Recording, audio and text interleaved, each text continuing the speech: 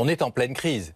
Et c'est sans doute la première d'une série annoncée depuis, finalement, l'arrivée d'un nouveau gouvernement populiste, nationaliste en Italie. On savait que c'était important, ce changement de régime en Italie, mais on voit tout de suite la première conséquence.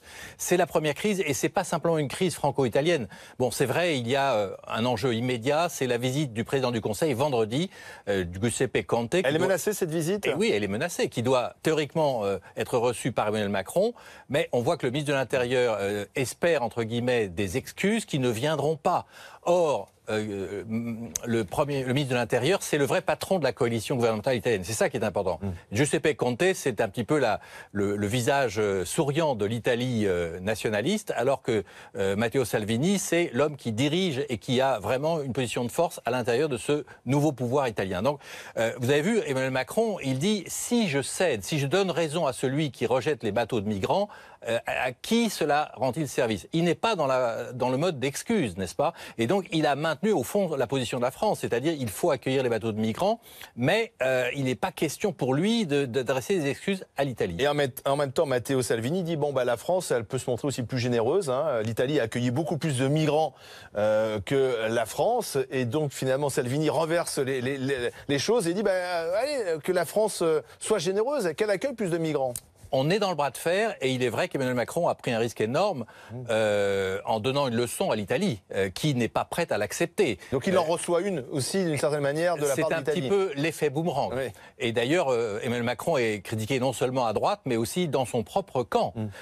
Et donc on voit bien qu'il y a eu sans doute une erreur, pour ne pas dire une faute politique à l'égard de l'Italie, à la veille d'une rencontre avec le nouveau président du Conseil. Et on en paye le prix.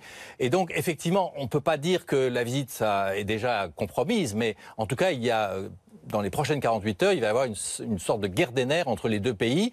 Et effectivement, la France aurait dû faire mieux, car les chiffres sont là. La France avait promis d'accueillir officiellement près de 10 000 migrants, elle n'en a accueilli que 640. Et ça, les Italiens le rappellent.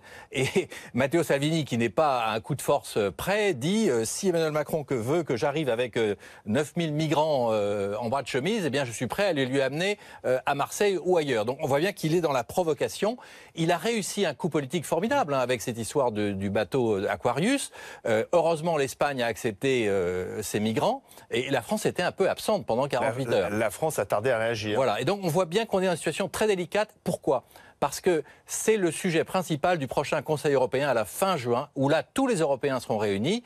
Et on voit aujourd'hui même un autre coup de force ou un coup politique extrêmement important symboliquement, c'est l'annonce de la constitution d'un axe des volontaires pour régler la crise migratoire avec le ministre de l'Intérieur allemand, le ministre de l'Intérieur autrichien et le ministre de l'Intérieur italien, justement, Matteo Salvini. Un axe, entre guillemets, historiquement, ça rappelle des choses, hein, ça rappelle des mauvais souvenirs qui datent Donc l'Europe de la n'a Seconde Guerre jamais mondiale. été aussi divisée sur cette question migratoire. Elle l'est profondément. Et c'est sans doute très sérieux parce que c'est peut-être sur cette question-là que l'Europe pourrait ou pas exploser.